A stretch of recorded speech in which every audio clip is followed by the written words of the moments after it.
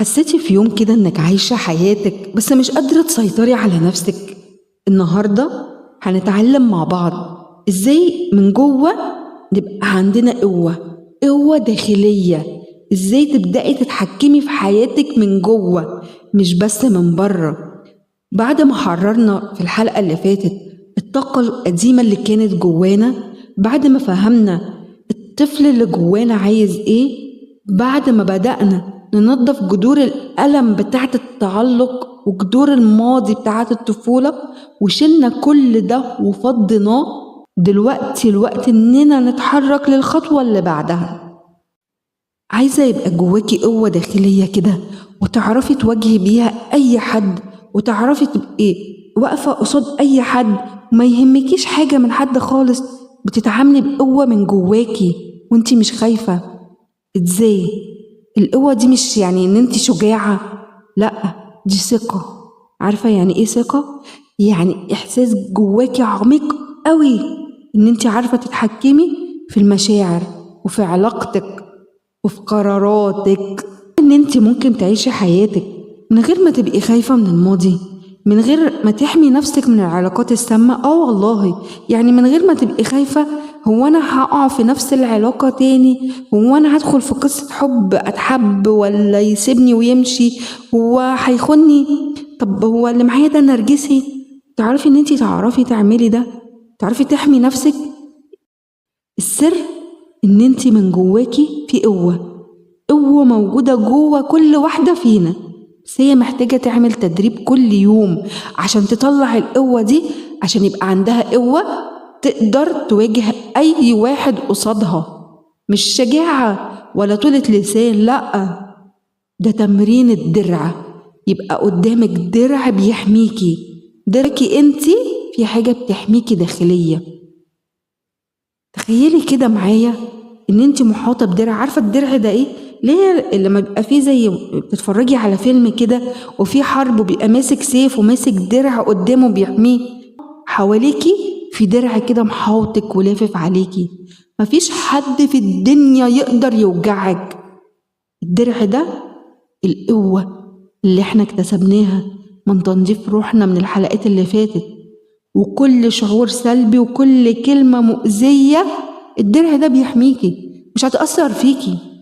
اتكلم معايا بطريقة وحشة عادي ولا فارق معايا، أنا بعرف أسعد نفسي بنفسي، سابني ومشى يمشي، أنا بعرف أحمي نفسي بنفسي، أنا هيجيلي اللي يستحقني، أنت أصلا ما تستحقش واحدة زيي. قفلي عينك، اتنفسي بعمق، قولي لنفسك أنا قوية، أنا مسيطرة على حياتي، أنا بختار السلام، أنا بختار السلام الداخلي. تاني اقفلي عينك، تنفسي بعمق، خدي نفس كده وطلعي بالراحة، قولي لنفسك أنا قوية، أنا قوية، أنا مسيطرة على حياتي، أنا بختار السلام الداخلي. كل يوم 5 دقايق قبل ما تنامي حطي راسك على المخدة، غمضي عينك وقولي لنفسك كده، بس الأول ريحي نفسك، ريحي أعصابك، استرخي جامد كل يوم قبل ما تنامي. حطي راسك على المخدة 5 دقايق بس، استرخي، خدي نفس عميق، هترتاحي والله.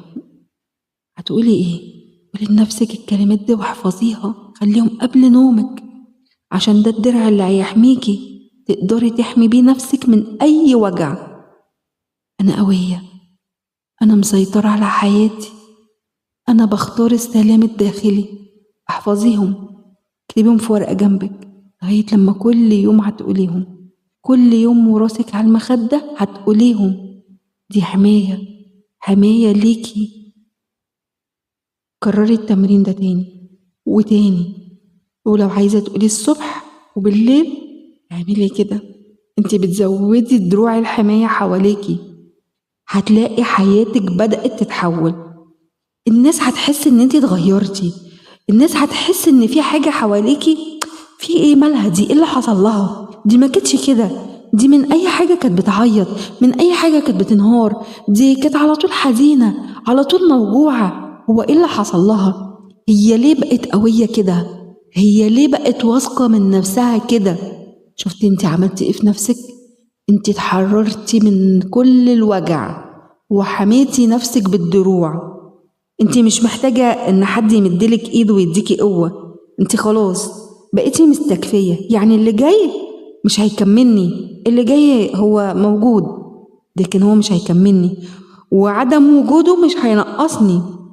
كل تجربة مؤلمة وكل وجع وكل خوف كان جزء من بناء الدرع ده.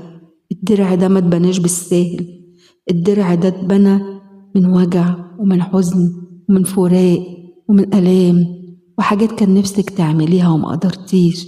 كل ده بنى الدرع ده.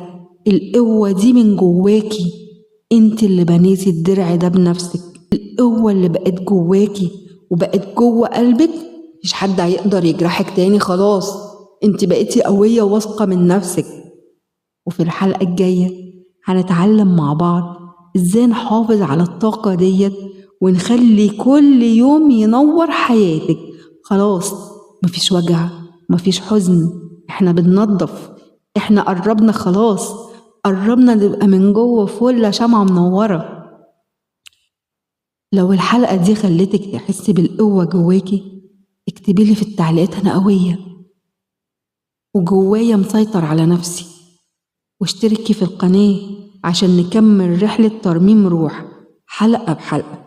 وفي النهاية أنا ماشية على مهل بس مطمنة، وما توفيقي إلا برب العالمين، عليه توكلت وإليه أنيب. والسلام عليكم ورحمة الله وبركاته.